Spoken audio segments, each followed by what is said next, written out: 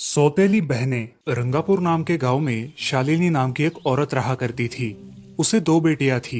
एक का नाम था शिवानी और दूसरी का सुहानी। शिवानी जब छोटी थी तब उसकी माँ गुजर गई थी, जिसके कारण उसके पिता रघु ने दूसरी शादी कर ली। मगर उनका भी कुछ सालों में बीमारी की वजह से देहांत हो गया और इसी वजह से शिवानी के मन में उसकी माँ और बहन के प्रति प्रेम उत्पन्न नहीं हो पाया। शिवानी और सुहानी में हमेशा झगड़ा हुआ करता था। दोनों भी बहनें एक दूसरे से कभी प्यार से बात नहीं करती थी। शालिनी ये सब देख बड़ी चिंता में रहा करती थी। ऐसे ही एक दिन, शिवानी सुहानी, चलो आ जाओ, खाना खा लो। हाँ माँ, आई। हाँ माँ, मैं भी आई। ऐसा कहकर दोनों बेटियां वहां आ जाती है और देखती है तो उनकी माँ ने उन दोनों के लिए गाजर का हलवा बनाया था। वो देख सुहानी और शिवानी बहुत खुश हो जाती है। माँ, तुमने ये हलवा मेरे लिए बनाया है? मुझे बहुत पसंद है। मुझे पता है कि मेरी दोनों बेटियों को हलवा कितना पसंद है, इसीलिए तो मैंने तुम दोनों के लिए हलवा बनाया है। और मेरे लिए माँ? अरे हाँ बेटी, मैंने तुम्हारे लिए भी बनाया है। चलो अब जल्दी से खा लो, तुम दोनों को कॉलेज भी तो जाना है ना। जी माँ, मैं ये कटोरी ले लूँ? मुझे जल्दी पहुँचना है कॉलेज में। हाँ ले लो। और सुहानी, तुम ये वाली कटोरी ले लो।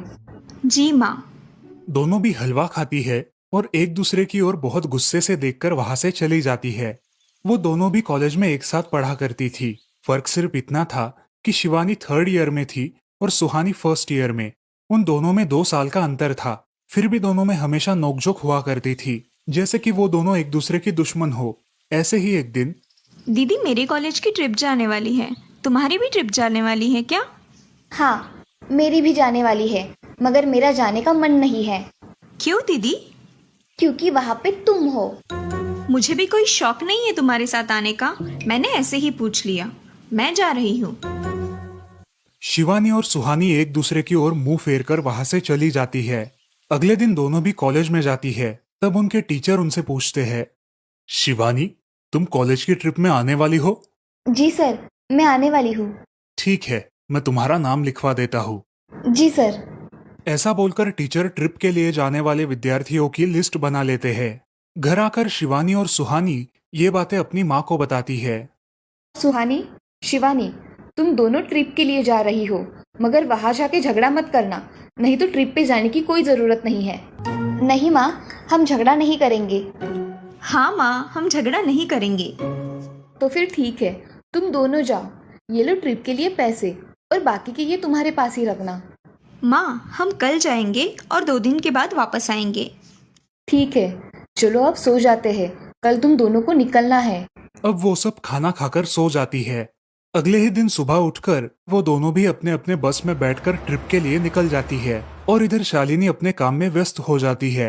ऐसे ही कुछ देर बाद शालिनी को शिवानी का फोन आता है। माँ, हम दोनों यहाँ ट्रिप की जगह पहुँच गए हैं। अच्छा बेटी, तुम दोनों ठीक हो ना?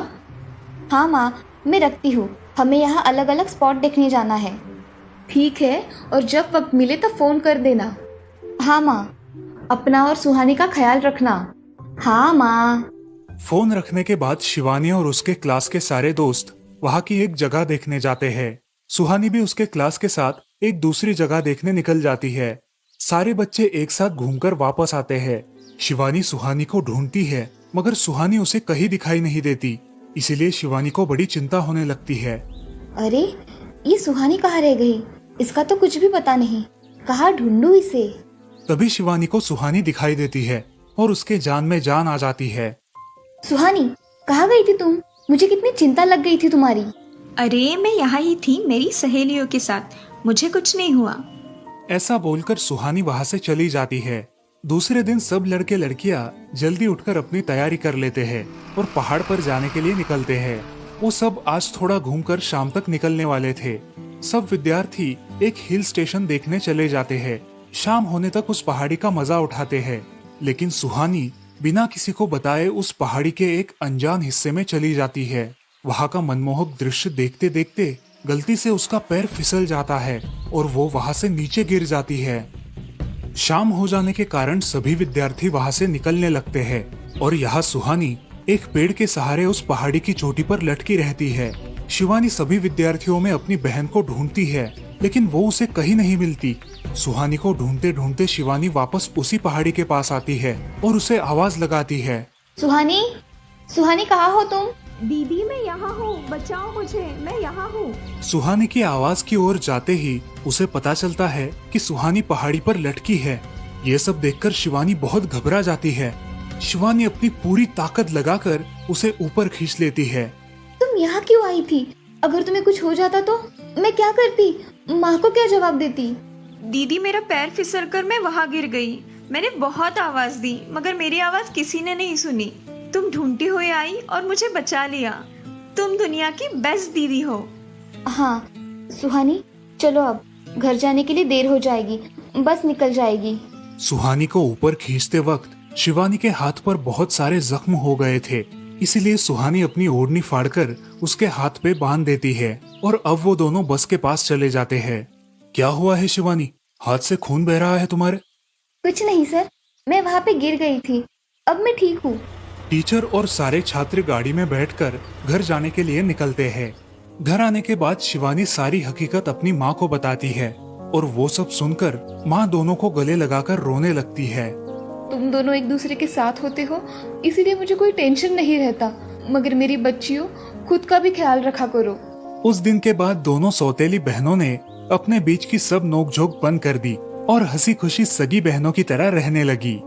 दोस्तों, इस कहानी से हमें ये सीख मिलती है कि हम सबको एक दूसरे के प्रति द्वेष की भावनाएं छोड़कर प्यार से रहना चाहिए।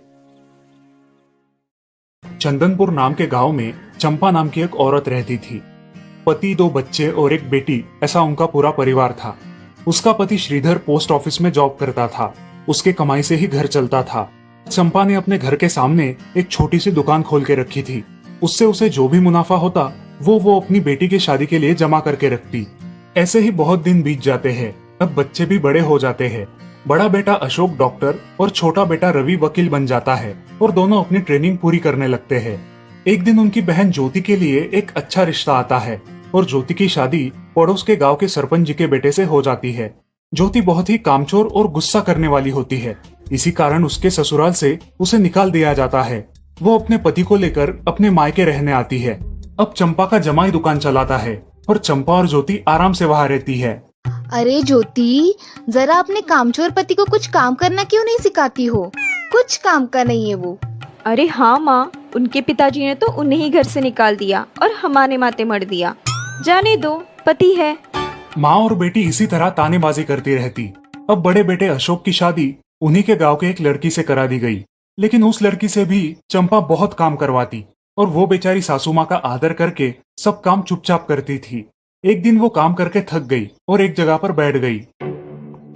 ए कामचोर कमला, इतना सारा काम पड़ा है घर में, क्या वो तुम्हारा बाप आके करेगा? चलो उठ, काम कर। हाँ हाँ माँ जी, करती हूँ। ऐसा कह के कमला अपने काम पर लग जाती है और सारा काम खत्म कर देती है। चंपा अपने बेटे अशोक से घर आने के बाद चुगलियां किया करती थी। अशोक घर आकर कमला को बहुत भला बुरा कहता और कभी कभी तो उस पर हाथ भी उठाया करता था। ये सब रवि देखा करता था और रवि को बहुत बुरा लगता था। अशोक मारने आता तो रवि बीच में पड़ जाता और माँ बाप को डांटता था और वही झगड़ा खत्म हो जाता था। ऐसा बहुत दिन चलता रहा। रवि को रंजना नाम की एक लड़की बहुत पसंद थी, जो कि एक न्यूज रिपोर्टर थी। क्या तुम मुझसे शादी करोगी? मुझे तुम बहुत पसंद हो। हाँ, मगर रवि, तुम्हारे घर में तुम्हारी माँ का बर्ताव मुझे बिल्कुल पसंद नहीं है, इसीलिए पहले तुम इसका कोई हल निकालो। अरे रंजना, मैं हूँ ना तुम्हारे साथ, तुम्हें टेंशन की क्या बात है? मगर रवि, तुम भी अगर मुझे मारने पीटने लगे तो मैं तुम्हें कोर्ट में खींचूंगी। अरे हाँ बिल्कुल, वो तो तुम्हारा अधिकार है। अगले दिन रवि अपने घर में रंजना के बारे में बताता है। रवि की माँ चंपा उसे साफ मना कर देती है। रवि, तुम्हें कुछ समझ आता है या नहीं? अपनी बिरादरी की लड़की से शादी करो बेटा।